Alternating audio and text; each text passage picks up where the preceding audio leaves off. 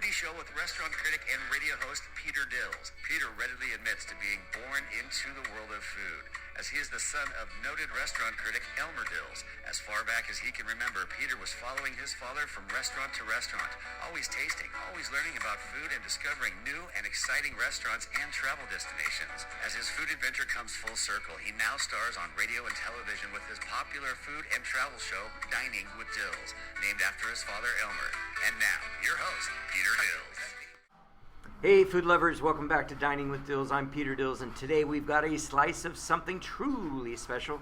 Joining me is artesian baker who has risen, pun intended, to the local fame for his handmade sourdough and a little thing he calls random acts of breadness. Please welcome Randall Michael Tobin. Randall, let's get started from the beginning. You were always baking bread, right? Well, tell us how this whole journey into sourdough began. Well, actually, I didn't start baking bread until 2016. I own a recording studio in Burbank, California, I've had for many years, called Theta Sound Studio. And in 2016, I had this wild idea. I wonder, can I make sourdough bread? It was like near the holidays, and I thought, wow, if it turns out good enough, we could give some away as gifts. So I jumped into this journey, and several weeks later, I had a gift-worthy loaf of bread, and I'm going, wow, let's give some away. And I gave some away at Christmas, and people went crazy over this bread, and that's how I got into doing bread. You know, was sourdough your first love in baking? Now, the question is baking, or did it transition into baking? How did this all spark? How did this happen? Well, I'm pretty good. I'm a pretty good cook, but I'd never made bread before. So that's why it was completely wild that I just had this thought, I wonder if I could make sourdough bread.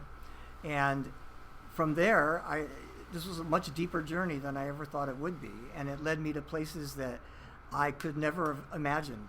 And that's where we are today. You know, let's talk about technique, because there's, you can go to a supermarket or anywhere and buy what they call fresh bread. But tell us about the technique that you use here at Random Acts of Breadness. Well, I learned from one of the best, a guy named Chad Robertson, who started the Tartine Cafe in San Francisco, and now he's internationally known.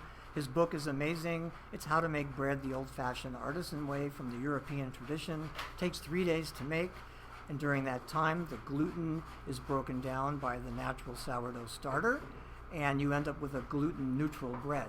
So you end up with bread that people that are gluten-sensitive can eat this bread, and you may have heard that people can go to Europe and they can eat the bread, they can even eat the pasta, and they don't get sick like they would here in the United States. Well, that's the way we make our bread. We make it the European way. We use the best organic ingredients. Everything is completely clean, super non-toxic, the most amazing stuff. And the result is a bread that tastes like you've just gone to France or Italy to get that loaf. You know, right when I walked into the store, you asked me, did I want a piece of bread? And maybe you knew who I was or didn't know who I was. I wanted to wait. I wanted to wait till I'm right here with you and try some bread for myself. And here goes. The tang, it's just not bread. I got to tell you, Randall, it's an experience having the sourdough bread. Thank you. Thank you very much. Yeah, it's the same thing, just like I gave the bread to family and friends, and their reaction, the bread changed their life. People come into this bakery, we give them a slice of sourdough bread, a little piece, and they take a bite, and their world changes before our eyes. Just one little bite, and their world has changed, and they're hooked. Tell us a little about the name, Random Act of Breadness. I mean, where does that come from, and what does it mean to you specifically? Well, when I first started making the bread, the first thing I did was give it away. We kept a loaf for ourselves, and we give 3 away, make 4, give 3 away. And eventually it was like, wow, this is so cool. People are having such a fun time receiving this bread and eating it that I just started putting little bundles together. My wife would wrap things up, and I would show up randomly at friends and family and clients' houses and go, surprise! And I realized that I was doing a random act of breadness. And that whole little phrase just kind of rang with me as a concept of why, this is just a great concept. Why not just keep it going? We're right here on Magnolia Boulevard in Burbank. I would say in the heart of Burbank. How did you find this location? I mean, it's the perfect size, but hey, rent's not cheap around here in Burbank. It's not. When I decided finally after 4 years and giving away about 800 loaves of bread, and I was tired of people beating me up saying, we want to buy the bread, I decided, okay, let's take a look. Let's put some pieces in place and see what happens. So, of course, I had to find a location, and I was pretty much disheartened by everything that I found was super expensive that would never work for a shop like ours. And then finally, I got a phone call from a friend of mine who was an insurance agent for a gal that had an ice cream and pie shop in the place where we are now. And he called and said, you know that bakery idea you have? And I go, yeah. And he goes, come take a look at this place. She's closing up, looking for someone to take over the lease. And this was like right after COVID, like 2021, early 2021. So I dashed over. It was 2 miles from my house. I saw the place. I said, okay, what's the rent? And she gave me a price, and I'm going, all right, the bread angels have led me here for a reason. They want this place to open. So I said, let's go for it. Let's see if the bread's as good as my friends and family say it is. And then we opened in August of 2021, and we sold out in 2 hours. Well, I can tell you from my first bite, it certainly is. So there's a family connection here. Kind of a good, fun story. I won't let the cat out of the bag. I'll let you tell it. But I think you get a real kick out of hearing about this. You remembered my father, Elmer Dills, in one of your emails that you sent to me. And back then, my dad used to do these guides of the trip to Catalina, weekend here, weekend in San Diego. And one of the guides that he did that proved to be very popular was a rib guide, right? Right? Yeah.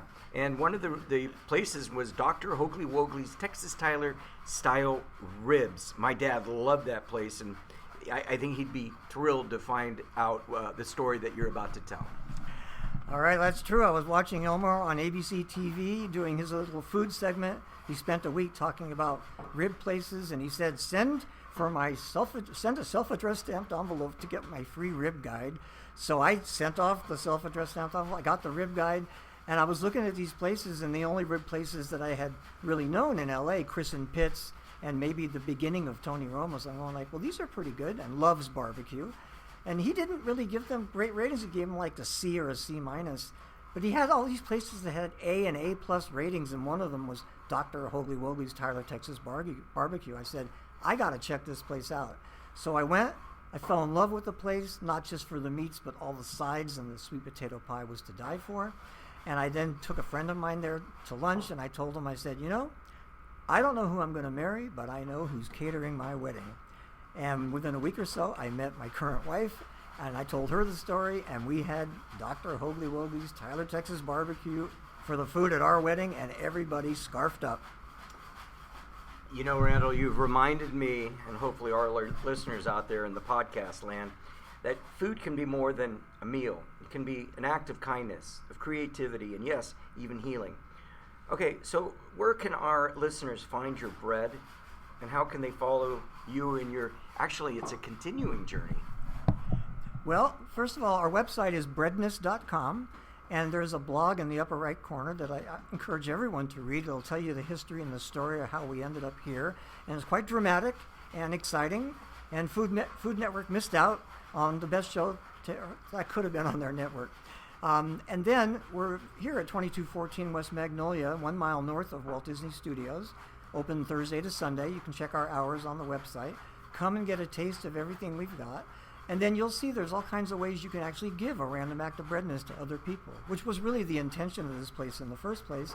Not so much to sell bread to someone to eat it, but to sell something that you could give to someone that would create the same effect that I got when I gave the bread away to my friends and family. Oh, man, that's excellent. What a fun podcast this was. Hey, when you listen to the podcast, you'll have the opportunity to make your own comments, and please do so. Hopefully they're positive, but sometimes we slip. But yeah, it's important that you leave some comments and tell us what you liked about the show. That's it for episode of Dining with Dills. Don't forget to share a random act of breadness today. And as always, be good to your taste buds. And don't leave yet. We just want to thank all of our...